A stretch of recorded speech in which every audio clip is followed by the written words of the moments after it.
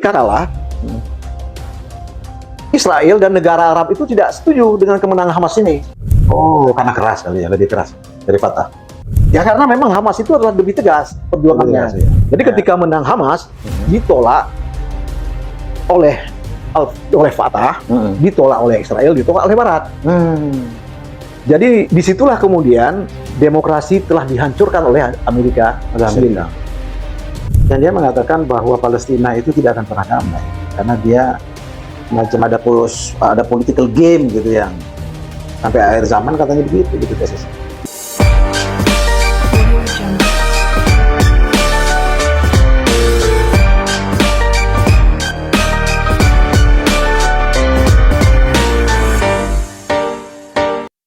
Pemirsa, Anda masih bersama saya, Mr. Ong, dalam Tafsir Politik. Tafsir Politik malam ini sengaja mengundang seorang jurnalis senior. Dia pernah berada di menjalani tugas jurnalistik di Palestina selama 8 bulan berturut-turut. Kemudian sambung menyambung dan kini beliau menjadi seorang sarjana di bidang Timur Tengah. Khususnya dia menekuni perang di Suriah dan implikasinya bagi perdamaian di Timur Tengah. Beliau adalah Taufikul Hadi, Dr. Taufikul Hadi. Nggak main-main nih yang saya undang ini, selalu titelnya doktor. Kecuali aktivis-aktivis yang selamat malam Bang. Selamat juga. Bang Taufik ini masih awet muda ya. Sejak dulu waktu saya diperintah oleh abang kita ini, untuk menjadi redaktur pelaksana majalah visi kita Kami Nasional ya. Kami Nasional. Iya. Bang Taufik ini dan sukses. 46 Bang. 46 edisi. Gara-gara itulah kemudian Oong itu menjadi lebih tercerahkan. Bukan tercerahkan, terbebani. Karena kalau Bang Taufik kasih perintah, ini kerjakan. Rapat sudah ini. Itu sudah langsung beres kalau dikasih ke saya gitu kan. Jadi saya ingat ada doktrin nation is accomplished. Harus selesai. Luar biasa ya kan. Kalau ada pesan itu harus jelas selesaikan dan selesai Bang ya. Bang, kita ini ingin ngobrol-ngobrol soal nasib Palestina ya. Ya. Hari ini sebenarnya dunia itu Timur Tengah itu di dalam kajian hubungan internasional selalu menjadi spot yang hotspot ya di dalamnya. Karena itu kemudian Timur Tengah selalu bergolak dan menjadi diskursus hubungan internasional ya sampai sekarang ya. Kemarin itu kita sudah Amerika dan Iran ya kan sudah menandatangani itu, entah beneran entah tidak kita nggak tahu ya. Benar, karena keseriusan sebenarnya ya MOU. Apakah nota kesepakatan itu, Memorandum of Understanding itu dikerjakan baik-baik atau enggak oleh keduanya gitu kan? Itu persoalan. Nah kemarin sudah pernah kita bahas dengan perspektif yang berbeda dari Dr. Aliman Hanif. Nota kesepahaman itu sebenarnya masih tahap hasrat ya. Iya. Nanti harus kemudian didetailkan di dalam pembicaraan lebih lanjut. Itulah yang disebut nanti hasilnya yang bisa dilaksanakan. Kalau sih ada pertemuan-pertemuan berikutnya itu Bang. Tapi dengan MOU itu sudah ada hasrat. Hasratnya adalah untuk berdamai. Dan sudah tahu poin-poinnya. Apa yang dibicarakan nanti. Iran mau apa, Amerika mau apa. Tetapi itu adalah belum bisa dilaksanakan. Bang, sebelum ke sana, karena Bang Taufik ini adalah wartawan perang ya. Apalagi pernah di Palestina beberapa bulan, mungkin sampai 1 tahun, dan kemudian menghasilkan sebuah karya jurnalistik berupa buku ya, yang kemudian dia tulis dalam buku Satu Kota Tiga Tuhan. Dan itu laris dulu itu bukunya Bang Taufik itu, Satu Kota Tiga Tuhan. Itu bisa cerita dulu gimana sebenarnya duduk persoalan hubungan atau masa-masa Bang Taufik melakukan liputan di Palestina. Itu kan pada tahun 1996. 96 ya? 96. Waktu itu adalah pemerintahannya masih di bawah Partai Buruh. Israel. Partai Buruh itu adalah partai yang pro kepada perdamaian. Karena itu pada tahun-tahun itu baru saja terjadi sebuah kesepakatan yang disebut dengan Perjanjian Oslo. Iya. Itu 1996 ya? Saya pada saat itulah berada di sana. Tetapi liputan saya itu lebih bersifat antropologis. Antropologis. Jadi saya melihat keseharian orang Yahudi dan orang Palestina. Bagaimana kalau mereka berhubungan? Apakah pernah mereka berhubungan? Bisa berhubungan? Kalau mereka berhubungan itu bagaimana? Ya, saya kemudian menjelaskan di dalam buku saya tersebut. Dan setiap hari saya menulis. Dan orang menganggap itulah seperti catatan harian saya. Iya. Jadi betul-betul mengamati di lapangan ya? Saya lihat di lapangan dan kemudian malamnya saya menulis apa yang saya lihat siangnya. Jadi kemudian karena banyak sekali saya kumpulkan menjadi buku. Sebetulnya itu ada lagi sebenarnya tulisan saya, tapi saya nggak bisa buka lagi karena apa? Filenya itu rusak. Sebenarnya lebih banyak lagi pada saat itu dan itu sangat menarik banget ya. Karena itu ketika saya menerbitkan yang kedua, cetakan yang kedua itu adalah kata pengantarnya Bang Fahri Ali. Oh, Bang Fahri. Dia itu adalah menganggap ini luar biasa karena saya sendiri kaget. Karena dia menganggap ini adalah tulisan antropologis. Ya, jadi dia yang mengatakan antropologi. Kenapa? Saya melihat keseharian. Misalnya saya mengamati pada saat itu, karena masih ada euforia perdamaian. Jadi kaos-kaos yang dijual itu adalah juga, kalau kita beli, itu di pasar-pasar, terutama itulah jual kepada para wisatawan, itulah berkaitan dengan perdamaian Oslo itu. Misalnya apa? Misalnya gambarnya ini adalah Anwar Sadat. Bukan. Gambarnya misalnya antara orang Yahudi dengan orang Palestina, ya kan? Jadi dia mengatakan, orang Yahudi itu mengatakan, kami sekarang ini sudah sepakat untuk berdamai dengan Arab yang menghisap susu keledai. Itu gitu. Berarti kalau dibaca lucu juga ya. Kemudian ada kata menghisap susu keledai. Emang di sana ada keledai? Ya kan ada keledainya di sana, ya kan. Nah, seperti itulah ini kata-katanya di situ ya, yang dijual oleh orang Israel ya.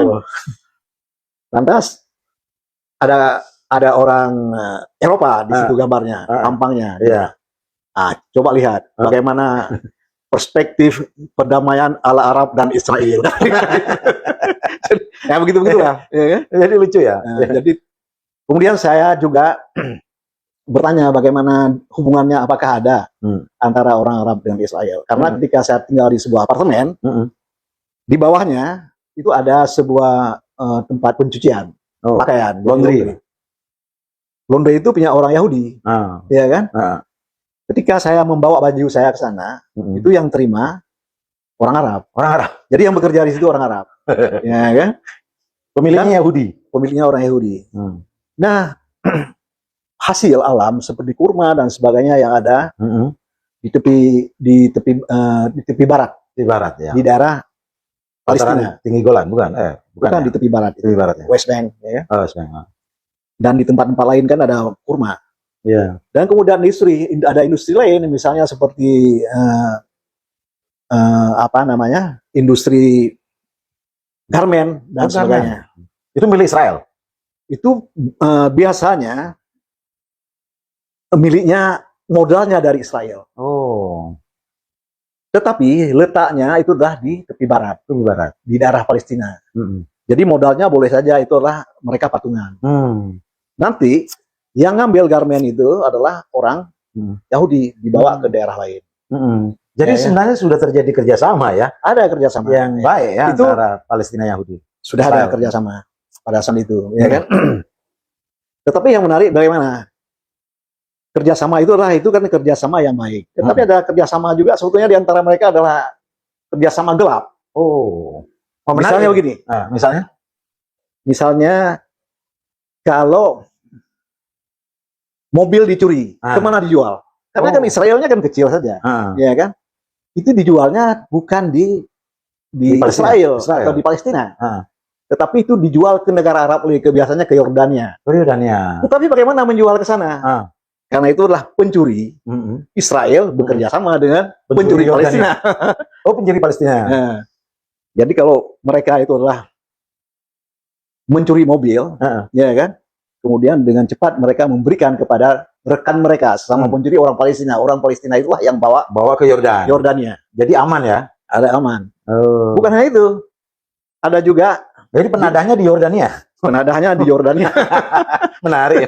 Ini banyak orang yang tidak tahu itu. Iya. Ya, kemudian di dunia lain lagi, di dunia apa? Di dunia para hidung belang ini. Ada juga hidung belang. Kan ada ini, ada Arab, bukan? Tempat. Nah, kalau misalnya itu adalah yang menjadi hooker ini siapa? Perempuan. Itu orang mana tuh? Orang Yahudi. Orang Yahudi. Kemudian yang menjadi apa yang disebut mame itu itu orang Arab. Itu bagaimana bagi perempuan yang menjadi pelacur tersebut? Israel kan pelacurnya? Pelacurnya ya Israel. Pelacur itu mengatakan dia lebih menyukai kalau yang menjadi penggunanya itu adalah orang Arab. Dibandingkan orang Israel. Yahudi. Ya, karena kenapa? Orang Arab lebih fair. Lebih fair. Artinya pembagian uangnya pas gitu, ya kan? Bukan dari sisi kenikmatan lebih asik gitu. Bukan, maksudnya bukan itu yang menjadi pelacur. Kemudian saya misalnya adalah sebagai yang mengelola mami tersebut. Mami orang laki-laki tapi biasanya. Laki-laki, ya kan?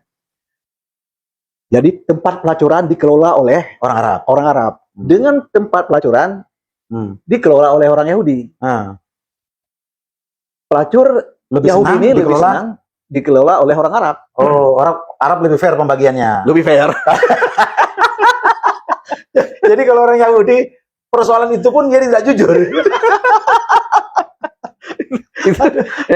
Jadi itulah kan persoalan-persoalan yang antropologis. Iya, menarik itu. Jadi cukup layak untuk tidak dipercaya ya Yahudi. Nah, itulah untuk kamu pahami itu bagaimana. Sebetulnya sesama sendiri mereka juga tidak percaya. Hilang kepercayaannya. Iya, itu menarik. Itu tidak ada yang tahu itu. Saya menulis tentang satu kota di daerah Tuhan. Iya, betul. Itu sebenarnya terhadap Yerusalemnya. Yerusalem, iya. Jadi bukan negara Israel, bukan Tel Aviv, negara Israel ataupun negara Palestina. Tapi abang keliling juga ke Tel Aviv, ke ini kota-kota di situ ya? Saya ke utara Palestina, Yahudi juga Shimona, Kiryat Shimona namanya. Itu dekat dengan perbatasan. Dataran tinggi Golan, ya kan? West Bank, Gaza juga. Saya ke Golan memang tidak, tetapi saya ke Gaza. Gaza. Ya. Sebenarnya Gaza itu seperti apa sih? Pada waktu 96 ya, waktu perjanjian Oslo. Pada saat itu, Gaza itu adalah kalau kita ke sana tidak sama dengan pergi ke daerah Palestina yang lain. Kalau daerah Palestina yang lain sama kalau kita berada di Israel, kita pergi misalnya ke daerah tepi barat, misalnya Jericho dan sebagainya, ya kan? Itu biasa saja. Biasa. Tetapi kalau kita pergi ke Gaza, itu ada checkpointnya. Yang jaga siapa? Israel. Ya, checkpoint. Jadi kemudian kita setelah diperiksa, ditanyakan apa tujuannya. Diizinkan baru kita masuk. Kalau jurnalis orang Palestina, ya saja dong, jurnalis. Boleh ya. Kemudian orang Palestina yang berada di Gaza itu nggak bisa keluar dengan sesuka hatinya. Jadi pada saat itu mereka telah diisolasi di situ. Jadi tetap saja, cuman tidak seburuk kemudian.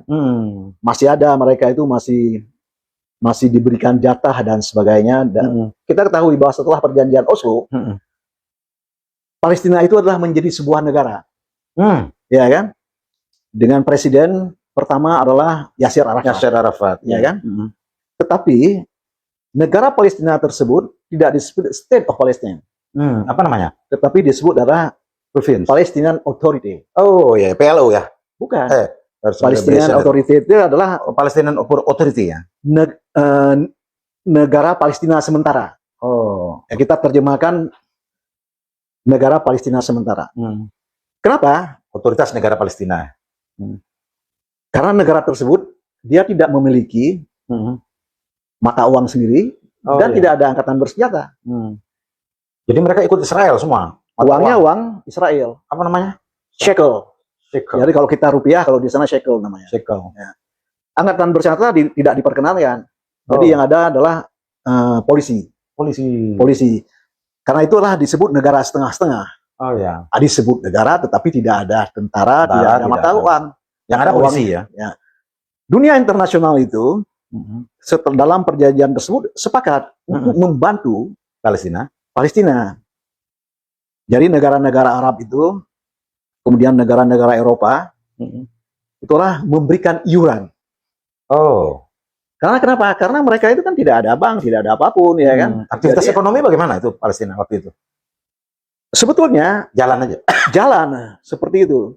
Tetapi uang tersebut tidak langsung jatuh ke tangan orang Palestina. Tidak jatuh ke tangan Presiden Yasser Arafat. Karena dan tidak ada bank sentral. Jadi jatuhnya ke tangan Israel dulu. Kemudian oleh Israel baru diberikan kepada negara Palestina, kepada pemerintahan otoritas. Kalau transaksi harian kan pasti pakai uang. Shekel. Pakai shekel kan? Shekel. Artinya shekel itu juga beredar di Palestina. Iya, kalau saya membeli, misalnya saya di Ramallah, ya kan, saya makan sarapan dan sebagainya, itulah harus dengan shekel. Jadi uang Yahudi di Israel adalah berlaku di Palestina. Nah, kamu ingat, Palestina itu adalah disebut daerah pendudukan. Ya kan? Daerah pendudukan. Artinya apa? Itu walaupun disebut adalah negara Palestina, tetapi administrasinya administrasi militer. Israel. Jadi ada sedikit masalah itu, kemudian yang hadir adalah tentara Israel. Seperti itu. Jadi karena itu, bagi orang Palestina itu adalah ini negara, tetapi mereka di dalamnya tidak merasa sebagai sebuah negara, ya kan? Hanya sejumlah petinggi Palestina kadang-kadang nyaman karena dulu itu tidak bisa apapun ketika masa PLO. Sekarang sudah ada menteri, sudah ada presiden, sudah ada Parlemen ya. Parlemen. Nah, antara tepi barat tersebut dengan Gaza itu terpisah. Tidak terhubungkan. Dibatasi oleh tembok. Dibatasi oleh negara Israel. Ya, begitu.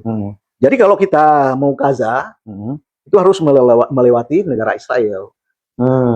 Ya, begitu, ya kan? Jadi sesuatu yang terpisah. Ya kan?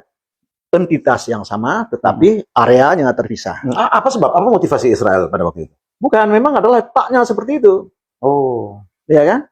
Letaknya memang seperti begitu berdiri negara Israel pada tahun 48. Ya kan? Maka negara tersebut disebut Israel. Yang sedemikian besarnya. Termasuk Gaza. Gaza tidak.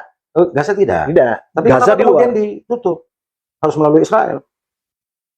Kemudian tahun 67 terjadi perang yang kedua kali. Maka Gaza itu menjadi daerah pendudukan. Bersama dengan tepi barat. Dan Yerusalem. Yang menguasai siapa itu? Israel. Ya, begitu. Ya. Nah, tetapi antara Gaza dengan tepi barat itulah terpisah. Jadi kita harus melalui Israel dulu, area Israel. Baru masuk ke Gaza. Nah, kalau kita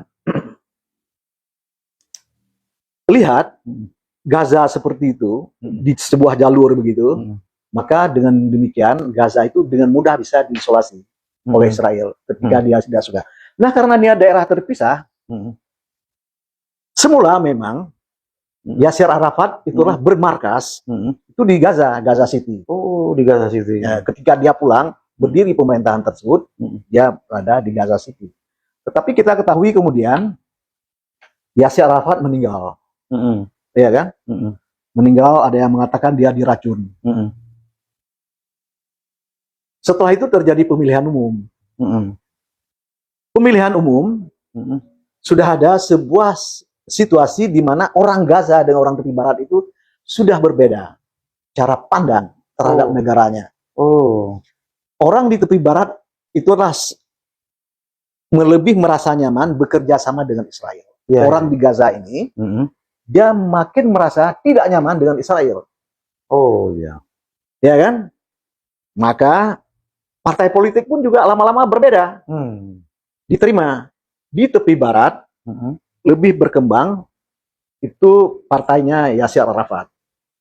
Ya kan? Sedangkan di Gaza itu lebih berkembang Hamas. Ketika kemudian terjadi pemilu, partai-partai yang dekat dengan partainya Yasser Arafat, ya, yang bergabung dalam PLO, Fatah ya? Bukan? Ya, intinya Fatah. Tetapi kan ada partai-partai lain lagi juga di situ, Ya. yang tergabung dalam PLO. Itu dikalahkan oleh Hamas. Oh, tahun berapa tuh? Itu dalam pemilu pertama adalah mungkin 2003. Pemilu Saya pertama tidak, ya. Tapi mungkin saya tidak terlalu fix tentang itu. Tapi pemilu pertama itu sudah kalah. Oh ya.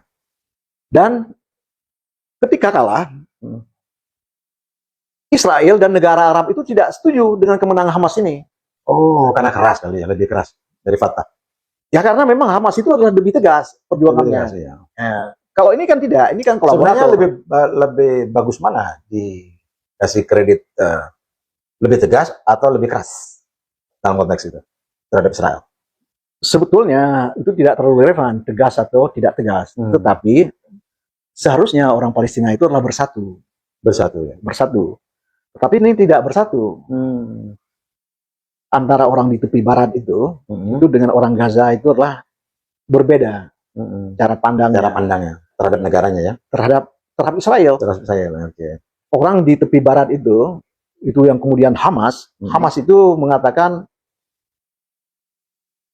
negara Israel itu adalah negara penjajah yang harus kemudian harus dihilangkan. Ya. Kemudian orang Fatah ini yang berada di tepi barat mengatakan karena sudah ada Israel maka eksistensinya harus kita akui, tetapi sekarang Israel harus mengakui negara Palestina. Nah, seperti itu. Jadi ketika menang Hamas ditolak oleh Fatah, ditolak oleh Israel, ditolak oleh Barat. Jadi disitulah kemudian demokrasi telah dihancurkan oleh Amerika sendiri.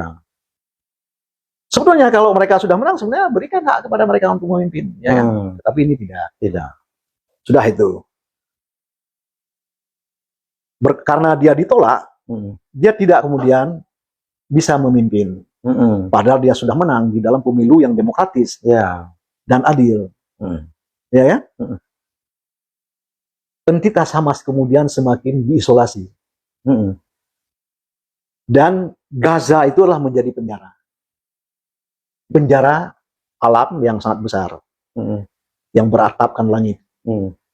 Kemudian uang-uang yang harusnya mengalir kepada orang Gaza itu di stop oleh Amerika, oleh Israel. Tidak diberikan. Lalu mereka apa aktivitasnya? Dijatah, tetapi sangat sedikit. Akhirnya tidak ada apa-apanya. Mereka itu kan tidak bisa keluar dari situ. Nah, itulah yang menimbulkan frustasi yang sangat besar di antara orang-orang itu. Ya itulah kemudian mereka melakukan perlawanan habis-habisan. Sedangkan orang di tepi barat ini tidak melakukan perlawanan seperti yang dilakukan oleh Gaza. Nah, akhirnya terjadilah peristiwa 7 Oktober itu, ya kan? Yang kemudian Israel menyerang ke Gaza habis-habisan. Yang kemudian yang terjadilah kemudian genosida sekarang. Jadi Israel mengatakan kami harus melakukan itu karena tanggal 7 Oktober kemarin itu 2023 itu mereka sudah menyerang kami. Tentu mereka itulah hanya melihat dari situ saja, padahal itulah bukan peristiwa yang berdiri sendiri. Ya kan? Kenapa mereka menyerang? Kalau dia tidak serang, orang Gaza itu juga akan mati sendiri dia. Mati sendiri. Karena tidak ada kegiatan apapun, tidak ada kegiatan ekonomi, ya kan? Tidak ada kegiatan, tidak ada sumber dana. Sekolahnya pun susah bagi anak-anak mereka. Jadi mereka hidup dalam sebuah suasana yang sangat depres dan frustrasi. Di sana nggak ada perkebunan sama sekali ya? Misalnya orang berjuang untuk makan secara bisa, ada. Tetapi kan mereka tidak bisa menjual. Dulu itu kan Gaza ini karena sebuah wilayah disebut jalur Gaza. Jadi kalau orang itu adalah bepergian dari Mesir, kemudian ke Afrika Utara dan sebagainya. Lewat jalur itu, jalur Gaza. Ke Arab itu, dunia Arab itu adalah melalui itu dan berhenti di situ. Di situ adalah penuh dengan sayur-mayur, buah-buahan dan sebagainya. Jadi Gaza itu jalur yang kosmopolit sebenarnya ya. Dia di situ adalah Gaza itulah sebuah daerah yang sangat kosmopolitan. Karena apa? Semua bangsa itu bepergian dari dulu itulah harus melalui itu. Gaza, ya. Tetapi kemudian dan mereka terbentuk dengan wataknya sendiri. Orang Gaza ini berbeda dengan orang Yerusalem. Orang Gaza ini kelihatannya itulah sehari-hari sebenarnya mereka ini sangat periang. Mudah itu bergaul ya. Berbeda dengan orang Yerusalem. Open-minded. Sangat open-minded dan periang. Jadi mereka ini adalah kalau kita datang juga mereka langsung memanggil semuanya, datang Taufik ini dari Indonesia ya begitulah. Lebih ramah lah ya. Nah, orang Yerusalem itu di dalam konteks sosiologis mereka itu disebut orang pemurung. Orang pemurung. Ya, itu sementara Gaza ini penggembira ya. Ya, periang. Ya, itulah itu karakternya. Oh, nah, seperti itu. Jadi ketika perang terjadi kemarin itu, genosida, yang harus kemudian diingat bahwa orang Palestina di tepi barat saja pun itu seperti ya tidak ada apa-apa, diam saja. Ya, pasif mereka ya, pasif karena mungkin dia tidak berani melakukan. Yang kedua, permusuhan antara Fatah itu dan dengan Hamas itu dalam sekali. Jadi mereka mungkin berharap entitas Hamas tidak ada lagi. Nah, seperti itu. Israel senang sekali dan dunia Arab juga seperti itu. Ya kan? Lah Hamas itu adanya di mana? Di Yerusalem, di jalur Gaza atau jalur Gaza. Mereka terkonsentrasi di situ. Sangat konsentrasi. Nah, sekarang yang saya tanya, tadi Bang Taufik mengatakan bahwa Gaza terisolasi. Tapi kenapa mereka itu masih bisa berhubungan dengan mana dia itu Hizbollah misalnya atau Houthi di luar? Tidak terhubungkan secara fisik. Jadi itu adalah semuanya bagian dari kekuatan yang disebut di sana adalah poros perlawanan. Poros perlawanan itu adalah dipimpin oleh Iran. Berhadapan dengan sekutu.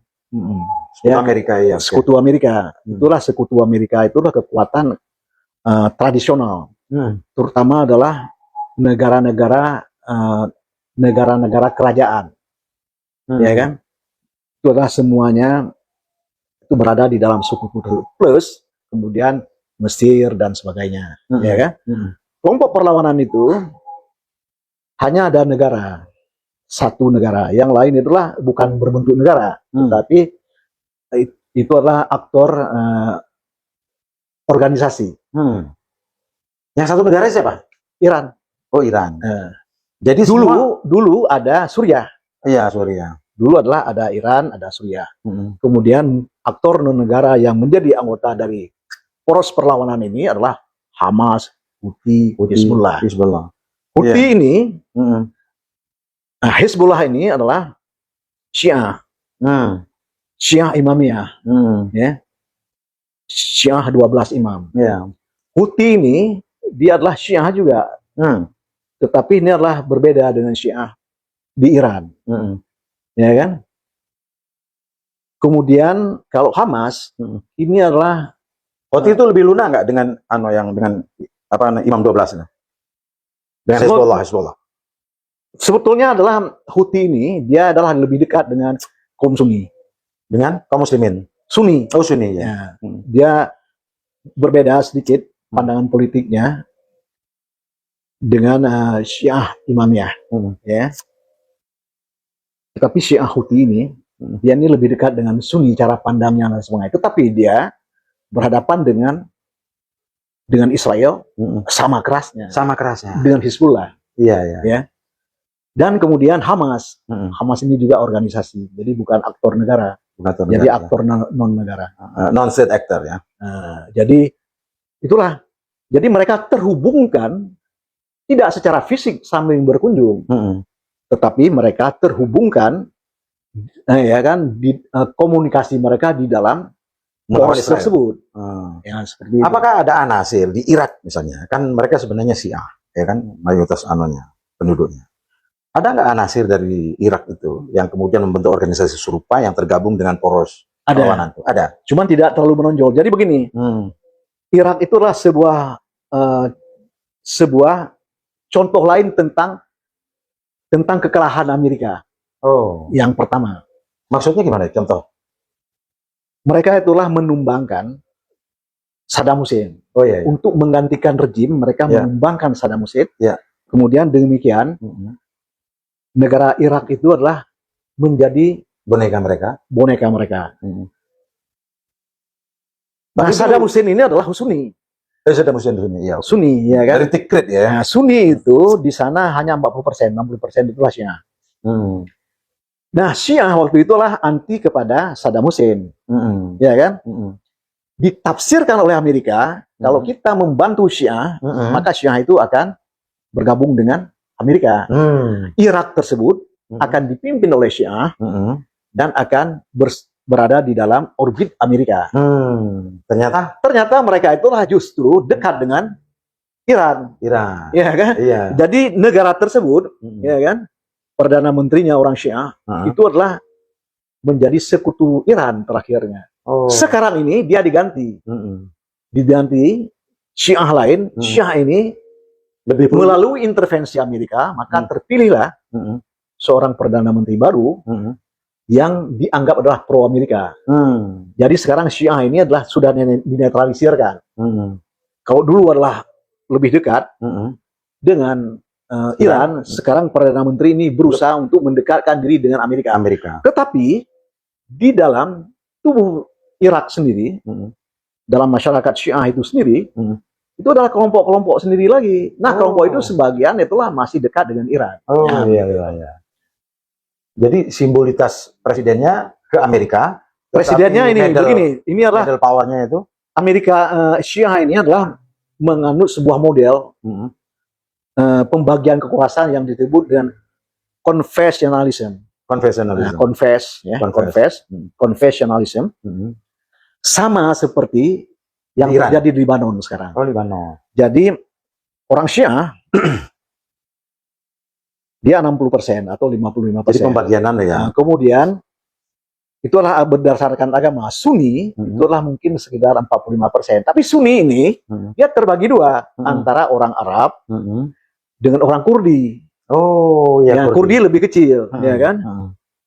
Artinya Kurdi dapat ya? Kurdi dapat. Jadi akhirnya dibagi begini. Karena kalau di Irak sekarang itulah pemerintahan parlementer. Jadi yang berkuasa adalah perdana menteri. Presiden jadi simbol. Jadi kepala negara saja. Maka perdana menterinya orang Syiah, presidennya orang Sunni, orang Arab Sunni, ketua parlemennya orang Kurdi. Nah, seperti itu. Jadi itu menjadi konvensi di antara mereka ya. Ya, di antara mereka. Nah, gitu. Tadi bicara soal Kurdi ya. Kurdi itu kan ada di beberapa negara ya. Terutama di utara Turki, Irak, Iran, gitu kan. Kan mereka itu suku yang nomaden kayaknya ya, Kurdi itu. Tapi katanya orangnya pinter-pinter. Bukan suku nomaden mereka. Dia itulah sebuah suku bangsa. Iya. Nggak kayak Gipsi itu ya, enggak ya? Tidak. Tetapi mereka ada bangsanya, tidak ada negaranya. Oh, bangsanya ada. Ada bangsanya, ada. Tapi dia menempati di beberapa negara ya. Dia yang paling banyak adalah di Turki. Kemudian yang kedua di Iran. Kemudian ada di Irak. Kemudian ada di Suriah. Jadi itulah di 4 negara tersebut mereka di daerah dataran tinggi, ya kan? Jadi mereka ini penghuni dataran tinggi. Mereka sudah lama di sana. Dan ketika Prancis dan Inggris itu adalah pada tahun setelah Perang Dunia Kedua adalah membagi-bagi dunia Arab, Prancis itu tidak memberikan tanah kepada Kurdi. Jadi mereka bagi-bagi saja. Ini adalah Iran, ini adalah Irak, ini adalah Suriah, ini adalah Turki, ya kan? Mereka tidak peduli bahwa di dalam itu ada orang Kurdi. Kurdi yang ada di Turki dianggap adalah bagian Turki, Kurdi yang ada Suriah dianggap adalah bagian Suriah, dan sebagainya. Jadi mereka akhirnya tidak ada sama sekali negaranya. Jadi dia include pada negara-negara yang dibagi-bagi. Sampai sekarang mereka masih memperjuangkan negaranya. Makanya di Turki seringkali dia menjadi memberontak. Ya dianggap memberontak, Turki ya kan? Kurdistan itu loh, Kurdistan. Ya, mereka itulah ada sebuah partai yang sangat besar di sana, PKK yang dipilih oleh Abdullah Öcalan. Iya, apa benar itu Ibnu apa namanya Abu Hanifah itu orang sana? Ibnu Taimiyah bahkan katanya orang sana. Bukan, yang benar adalah Abu Hanifah ya kali. Yang benar adalah Suku Kurdi. Sultan Salahuddin Al-Ayyubi. Oh, orang Kurdi dia ya? Itulah orang Kurdi. Nah, dia dulu dari ayahnya, kemudian pamannya itulah memerintah, kemudian sampai kepada dia. Itulah orang Kurdi. Ya. Tetapi kalau Abu Hanifah kan kita ketahui dia orang Arab, orang Irak. Iya, Irak yang mungkin berdarah sedikit. Iran kan dulu Irak dan Iran itulah berdekatan. Jadi kulturnya adalah kultur Iran. Abu Hanifah dan sebagainya. Itu adalah bukan orang Kurdi. Menarik sekali ya ternyata ya. Setelah abang bedah itu ternyata Palestina itu luar biasa. Tapi ada teman saya yang menulis tesis tentang Palestina ya. Dan dia mengatakan bahwa Palestina itu tidak akan pernah damai karena dia semacam ada political game gitu yang sampai akhir zaman katanya begitu gitu tesis. Menurut abang gimana? Itu menurut saya sebuah pandangan prematur ya. Pandangan apokalips ya. Saya tidak melihat begitu. Tetapi yang saya melihat sekarang begini, kecenderungan di dalam Israel sendiri. Ketika tahun 1996 itu ada yang kuat adalah namanya kubu perdamaian. Kubu perdamaian. Di sana ada kubu perdamaian, ada kubu nasional, kubu nasionalis. Jadi kubu perdamaian, KAM perdamaian dengan KAM nasionalis, ya kan? Jadi KAM perdamaian ini dia menganggap bahwa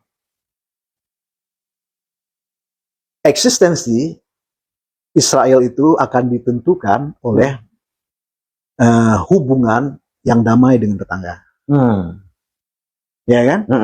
Sedangkan kubu nasionalis ini menganggap eksistensi Israel itu akan ditentukan oleh kemampuan Israel untuk mempertahankan diri. Satu hubungan baik, satu eksistensial, ya. Dua-dua eksistensi. Ya. Yang satu eksistensi Israel ditentukan oleh hubungan baik. Maksudnya hubungan baik dengan Palestina gitu atau dengan tetangga Arab. Dengan tetangga Arab. Yang satu lagi adalah eksistensi Israel akan ditentukan oleh kemampuan dia mempertahankan diri. Jadi harus kuat angkatan bersenjatanya. Oke. Ya. Maka mereka berbeda cara. Kubu perdamaian ini itu ada partai namanya Partai Buruh. Ketika merdeka baru Israel terbentuk dulu, yang dibentuk dengan paksa oleh Inggris, maka Partai Buruh sudah berkuasa. Terus demikian. Ariel Sharon itu Partai Buruh ya? Ariel Sharon itu adalah Partai Likud. Oh ya Likud, ya kan? Yang buruh siapa yang buruh? Yang buruh itu adalah pernah berkuasa kan di Israel. Yang sekarang ini sudah lama tidak berkuasa, tetapi adalah Yitzhak Rabin. Yitzhak Rabin ya. Itulah yang melakukan perdamaian dengan Arafat dalam perjanjian Oslo tersebut. Bang, di dalam konteks perdamaian di Palestina Israel itu. Ini belum selesai, saya ceritakan. Kalau kita berbicara tentang Palestina, dulu kan perdamaian ini dia kuat. Tetapi setelah tahun 2000, ya kan, camp perdamaian ini menjadi semakin lemah. Kemudian camp nasionalis ini yang dipelopori oleh Likud semakin menguat. Sekaitan dengan menguatnya partai Likud ini, camp nasionalis ini, maka juga menguat kaum-kaum nasionalis ultranasionalis. Jadi sekarang ini, kalau dilakukan pemilihan umum sekarang ini, Partai Buruh ini paling-paling dapat 3 kursi. Kecil sekali ya. Jadi dari situ kita ketahui bahwa keinginan orang Yahudi ini, orang Israel ini untuk berdamai itu tidak ada lagi. Yang ada di dalam pikiran mereka itulah adalah menghapus negara Palestina. Karena semakin kuatnya Likud dan kemudian partai-partai ultranasionalis petahana. Jadi kalau sekarang ini dilakukan pemilu, bisa saja Netanyahu itu adalah akan kalah. Tetapi akan digantikan oleh orang-orang yang Lebih keras lagi. Jadi dengan demikian kita akan ketahui nasib Palestina ini itu semakin buruk sebenarnya ke depan. Ya. Nah, karena itu sementara kita ketahui ini kamp nasionalis ini adalah sebenarnya adalah agresif. Dia ingin memperluas wilayahnya terus-menerus dengan menyerbu tetangganya. Saya memperkirakan bahwa negara Israel ke depan itu semakin lebih besar. Dengan demikian, negara Palestina itu adalah semakin mengecil. Lama-lama juga hilang ya. Ya hilang, ya kan? Dan Israel ini berubah menjadi negara teokrasi. Sekarang ini adalah Israel itu negara sekuler. Iya. Tetapi ke depan Menjadi teokrasi. negara teokrasi. Jadi, menarik itu. Jadi teokrasi. Itu apa indikatornya itu? Sekarang adalah kelompok-kelompok partai-partai ultra keras ya. Dan keagamaan, partai keagamaan ultra keras Kanan, tersebut, sangat kanan, itulah semakin menguat. Misalnya sekarang ini adalah Menteri Keuangan dan sejumlah menteri lain itu yang menginisiasi pembunuhan dan genosida itu dari partai keagamaan. Seperti Ben Gvir dan sebagainya. Jadi itu adalah partai keagamaan. Dan Likud itu tidak bisa kemudian berbuat dengan kelompok ini. Kalau tidak ada, saya memperkirakan kalau misalnya kalah nanti, maka yang digantikan oleh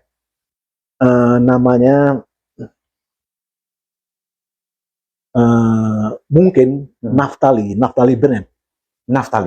Jadi Naftali Bennett ini sebetulnya adalah sama sebangun dengan Netanyahu. Ya kan? Lebih keras lagi nggak? Bahkan lebih keras lagi. Ya kan?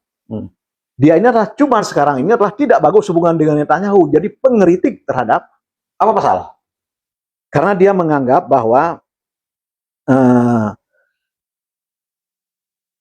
Netanyahu sekarang menghancurkan demokrasi. Yang kemudian dia mengkritik ya kan sejumlah perencanaan perang yang tidak dimenangkan. Misalnya dia mengatakan di dalam waktu yang singkat semuanya Palestina itu harus habis. Tetapi ya tidak. Ternyata orang Hamas masih tetap ada semua eksistensinya. Jadi itu adalah diterima di dalam negeri. Tetapi kalau kita lihat di situ, itulah dia semakin keras. Cuman dia ini tidak akan menang sendiri, tetapi dia akan berkoalisi dengan sebuah partai tengah, namanya partai tengah dipimpin oleh Yair Lapid. Yair Lapid ini dia orang sentral, ya, orang tengah. Mereka kemudian membentuk sebuah koalisi yang disebut dengan koalisi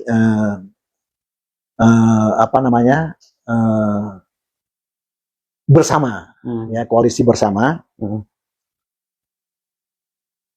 Saya tidak tahu lagi apa namanya di dalam bahasa Itu Israel. partai Israel itu ada partai perorangan ya, kayak Nina Rosenbaum. Tidak, dia partai juga. Dia partai juga. Nah, kalau tidak misalnya adalah Bennett ini, Naftali Bennett ini adalah tidak menang, ada seorang tokoh lagi lain di sana yang namanya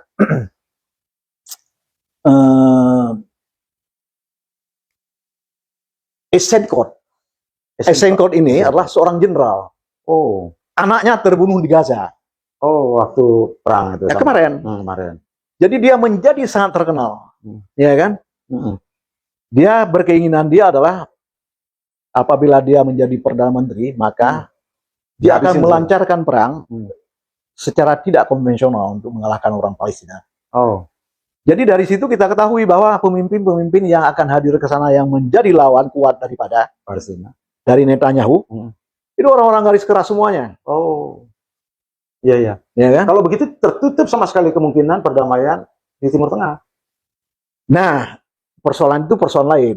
Tetapi kalau misalnya sekarang berlangsung hubungan antara Amerika dan Israel seperti sekarang, itu Palestina habis.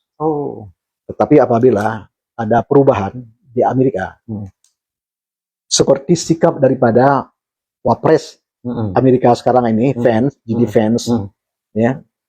Jadi Vance ini adalah dia bukan pendukung perang di Iran sekarang. Oh, bukan pendukung. Ya. Dia Republik ya? Republik ya, wakil presiden. Ya, presiden. Ya kan? Maka ada harapan bahwa Israel itu tidak akan merajalela seperti sekarang ini. Meskipun sudah berganti dari Netanyahu ke Bennett. Iya. Ini kan mereka ini berdaya ini, karena mereka ini kan diumpani oleh Amerika terus-menerus. Misalnya diberikan senjata. Kemudian senjata itu dibeli. Tapi uangnya, uang orang Amerika, pajak orang Amerika. Dibeli, itu bisa saja melalui hibah. Uang itu diberikan kepada Israel hibah. Lalu beli senjata. Misalnya utang lunak. Ya kan? Soft loan ya? Soft loan. Jadi diberikan kepada Israel, kemudian Israel membeli senjata dari Amerika lagi, ya begitu. Jadi sebetulnya itulah yang memberikan, yang mempertahankan Israel sekarang adalah Amerika. Sebenarnya ya saya mau tanya, saya nggak habis pikir juga, apakah hanya murni minyak atau apa gitu ya? Kenapa Amerika itu mempertahankan Israel? Itu banyak faktor. Ada faktor geopolitis. Ada faktor agama. Faktor geopolitis. Seluruh Israel itu adalah pangkalan militer sebenarnya. Pangkalan militer Amerika. Jadi dari ujung sana ke ujung sana, itu pangkalan militer Amerika. Itu sebenarnya pangkalan militer Amerika. Dari situ Amerika itulah dekat ke Eropa, dekat kemudian ke Asia Tengah, dekat kemana-mana. Dan Israel bisa menerima itu, karena itu Amerika memperlakukan itu seperti negara bagiannya. Jadi itu faktor geopolitik. Ya. Yang kedua adalah faktor agama. Agama itu di Amerika itu orang Kristen Amerika, Protestan, ya. Orang Protestan Amerika, tapi tidak semua Protestan, tetapi ini adalah sebuah sekte namanya evangelis. Evangelis itu ya. Evangelis ini, dia mungkin di Amerika itu ada sekitar 30%. Dan itu menguasai elit politiknya. Tetapi ketika pemilu, pengaruh mereka, suara mereka itu di Kongres itu bisa mencapai 50%. Oh, meskipun 30%. Kenapa? Semua orang-orang Amerika, semua politisi Amerika yang ingin menjadi Kongres, itulah menumpang kepada cara berpikir orang evangelis itu. Jadi sangat menentukan. Apakah mereka itu termasuk oligarki gitu? Bukan oligarki, itu adalah harus kita pahami bahwa itulah pengaruh politik dari sebuah agama, dari sebuah kelompok agama. Jadi ini evangelis ini murni kapitalisme agama ya? Agama. Kira-kira, bukan. Jadi kenapa kemudian apa hubungan dengan Israel? Orang evangelis ini dalam konteks nubuat ya. Dia mengatakan harus ada sebuah negara Israel. Harus ada negara Israel. Karena negara Israel dulu sudah ada, ya kan? Dan di dalam negara Israel dahulu, kemudian di tengah-tengah orang Yahudi itu adalah munculnya Yesus. Ya. Kemudian negara Yahudi itu, Israel itu adalah terhapus. Jadi mereka menganggap bahwa blessing in disguise, pada tahun 48 berdiri lagi negara Israel. Dengan negara Israel itu telah berdiri, maka itulah merupakan tempat pijak. Yang disebut dengan Promised Land itu ya. Tempat berpijak kembalinya Yesus. Ya, nanti. Kalau tidak ada negara Israel gimana? Maka Yesus tidak ada tempat berpijak untuk kembalinya Yesus kembali di sini. Karena suatu ketika akan terjadi perang besar di akhir zaman. Menurut keyakinan orang evangelis. Perang tersebut akan berhadapan antara kelompok kelompok jahat dan kelompok yang baik. Kelompok yang baik ini itu akan dipimpin oleh orang Israel, oleh orang Yahudi. Maka kalau kita ingin mendukung kebaikan sebagaimana kehendak Tuhan, maka kita harus mendukung Israel. Karena itu orang-orang evangelis di Amerika menganggap perang akhir zaman itu tidak terlalu jauh lagi. Maka sekarang ini harus dipersiapkan sebuah negara Israel. Ya, itu yang disebut dengan, maksudnya Israel Raya ya? Terlepas apakah mau raya atau tidak harus ada. Ya kan? Dan sekarang kan sudah diakui secara internasional sebenarnya Israel. Kan itu dalam perspektif agama, saya mengatakan, ya kan? Kan sudah ada. Maka dia harus dibantu sekarang, kalau tidak hancur dia nanti Israel ini. Karena itu diberikan, karena pengaruh evangelis itu sangat kuat di dalam Kongres, maka uang pun mengalir terus-menerus kepada Israel. Ya, seperti itu. Untuk diketahui. Ya, itu adalah faktor agama. Kenapa kemudian dukungan Amerika itu adalah menjadi sangat kuat kepada Israel, karena ada faktor geopolitik dan faktor agama, karena ada sebuah kelompok agama sekte evangelis itu yang sangat mempengaruhi sikap Kongres sekarang ini.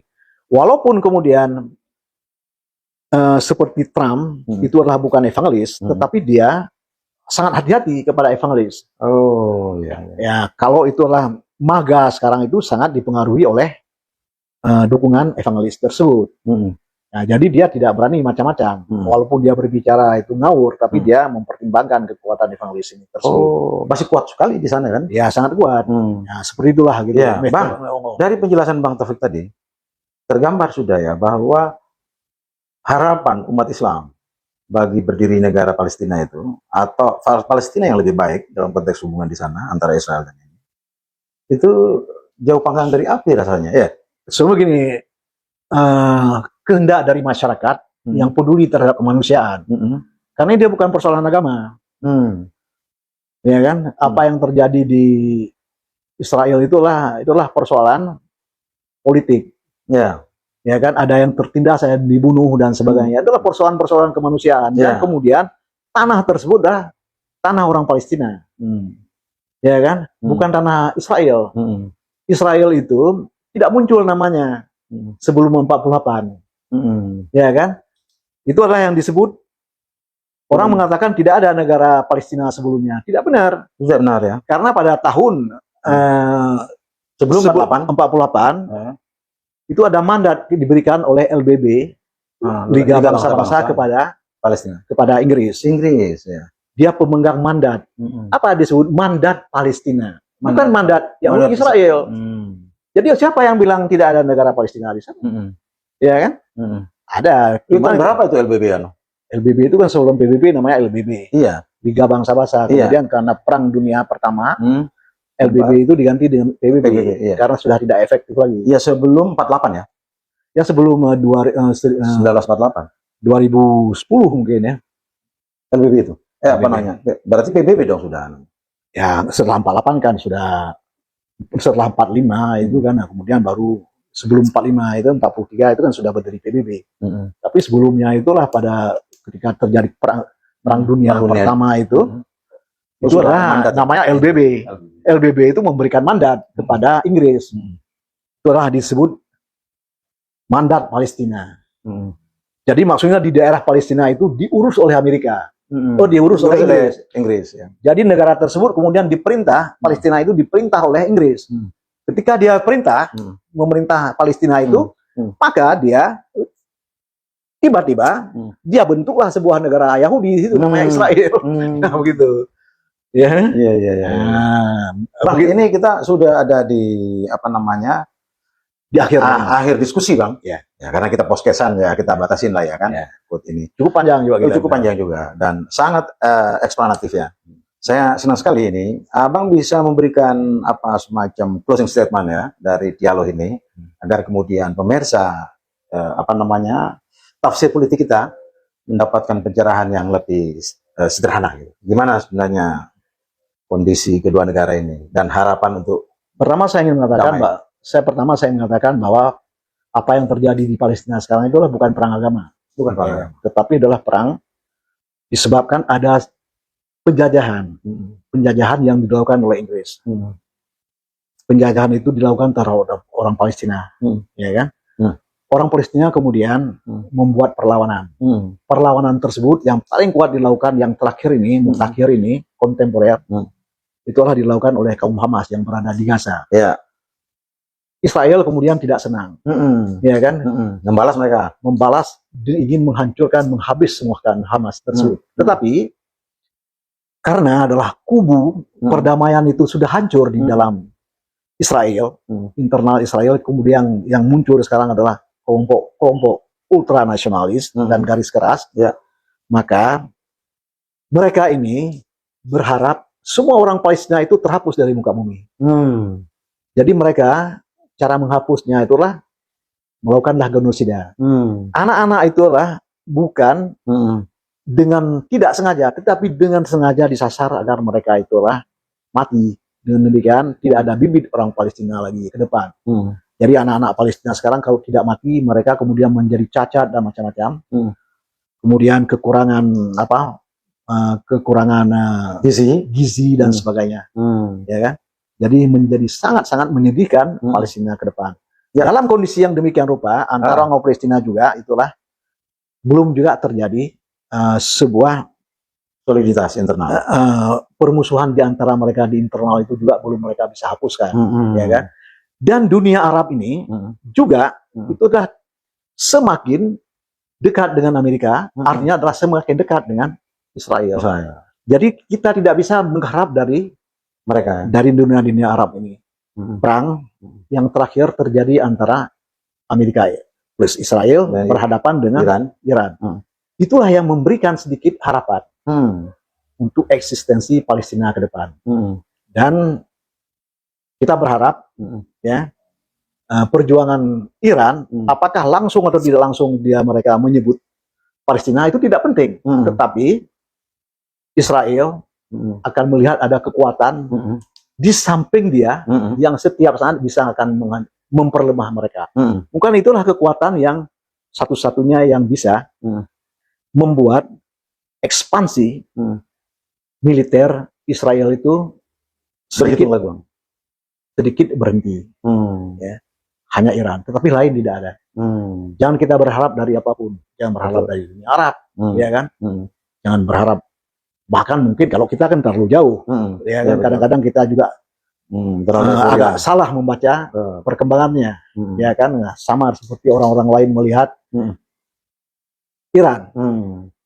Seakan-akan kalau Amerika sudah terjun itu maka hancurlah sebuah negara. Kan ternyata orang Iran tidak melihat begitu. Tidak seperti textbook. Kalau sebuah kekuatan adalah sangat besar secara militer, maka negara yang lemah secara militer itu akan hancur. Tapi kan ada cara lagi lain. Iran itu yang melakukan hal tersebut. Dan saya berharap Iran ini akan menjadi kekuatan yang baru, bisa kemudian menghadang nafsu Israel, nafsu ekspansi Israel. Terima kasih Bang. Pemirsa, diskusi dengan Dr. Taufikul Hadi, apa belakangnya itu? Kan sarjana hubungan internasional Bang. Ya, apa saja yang sangat menarik ya. Dia hamparkan petanya, dinamika internalnya, culture-nya, gejala antropologinya, sehingga kita sangat kenyang di dalam melihat peta hubungan antara Israel dan Palestina. Berikut bagaimana peran dua negara yang hari ini bertikai, yakni Amerika dan Israel. Konon, masih ada harapan terjadinya, apa Bang, kemarin itu persetujuan ya, Memorandum of Understanding antara Iran dan Amerika yang ditandatangani secara terpisah, itu diharapkan memberikan harapan baru agar kemudian Israel tidak semena-mena, atau paling tidak Israel berhitung di dalam melakukan ekspansi terhadap Palestina sehingga warga Palestina menjadi bumi hangus dan hilang dari peta dunia. Demikian pemirsa, dan selamat malam. Makasih Pak Tom. Sama-sama.